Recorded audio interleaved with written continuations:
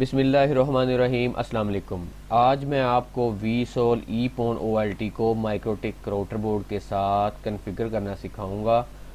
जैसा कि इमेज में आपको नज़र आ रहा है कि ये जो माइक्रोटिक राउटर बोर्ड है आपके पास, चाहे ये है, छोटा है, बड़ा है, 3011 है, आरबी 450 है, जो भी है सेम ही तरीका होता है।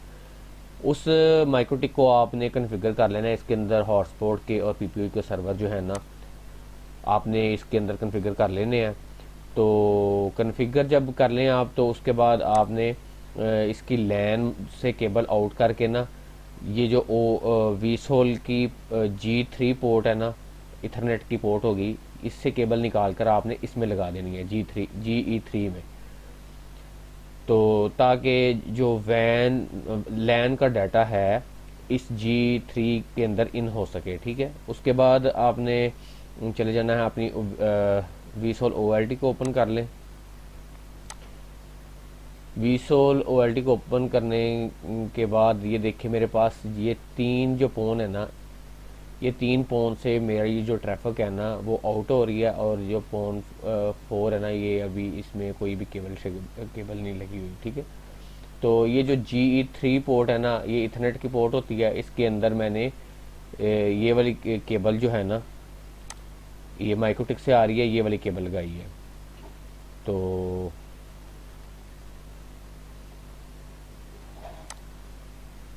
उसके बाद जब आपने केबलें लगा लेनी है, केबल लगा लेनी है ना, तो OLT कॉन्फ़िगरेशन के अंदर आ जाना है आपने। यहाँ पे जाने के बाद आपने VLAN आईडी पे जाके VLAN आईडी ऐड कर लेनी है, और इसको ऐड कर देंगे तो यहाँ पे आपको ये ऐड हो जाएगी। ये जैसे VLAN 101 जो है आपको शो हो रही है ना, इस तरह से।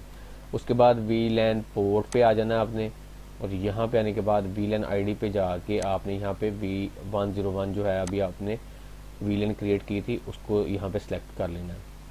जब सिलेक्ट हो जाए तो यहाँ पे ये देखें, GE3 पोर्ट जो है इसको हमने अनटैग करना है। अनटैग क्यों करना है हमने?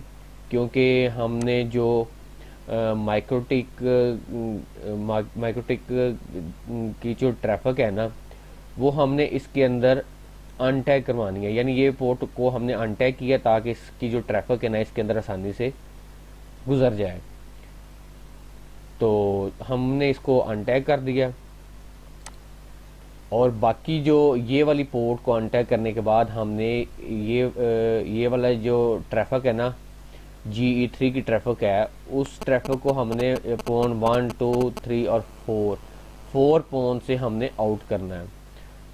यानी ये जो 1, 2, 3 और 4 पोन पोर्ट है ना, इनसे हमने ये वाली पोन की जो ट्रैफिक है, ये वाली 4 पोन से हमने, ये वाली पोर्ट से हमने आउट करनी है। तो इसको हम टैग करेंगे, इसको अनटैग करके, और इसको हम 4 पोर्ट को अनटैग करेंगे। ये देखें, इसको हमने 4 पोर्ट को अनटैग कर दिया, फोन पोर्ट को, ठीक है। तो ये काम होने के बाद आपने चले जाना है अप लिंक पोर्ट पे, और यहाँ पे कॉन्फ़िगरेशन पे आ जाएं। उसके बाद ये देखें, ये GE3 जो है ना, ये वाली पोर्ट को आपने यहाँ पे जाके 101 सेलेक्ट करना है, और इसको सबमिट कर देना है। इतना सा काम था, आपकी जो कॉन्फ़िगरेशन है ना वीसोल OLT की, वो कंप्लीट हो जाएगी। तो जब ये कंप्लीट हो जाए तो उसके बाद आपने जो पोन पोर्ट है ना, ये वाली पोन, किसी भी एक पोर्ट के अंदर आपने पिकटेल लगा कर, वो आपके जितने भी ONU होंगे ना, ईपोन के ONU होंगे, यानी जो भी मॉडम होंगे आपके ईपोन ONU होंगे, उस उनके अंदर आपने जो ये वाली आपने बनाई होगी ना 101 VLAN बनाई होगी, ये वाली आपने इसके अंदर ऐड करनी है, और इसके साथ PPOE यूज़र, जैसे आप अपने पहले मॉडल में PPOE यूज़र, उनके यूज़र नेम पासवर्ड डायल करते थे, और ये तीसरा काम आपने करना होता है।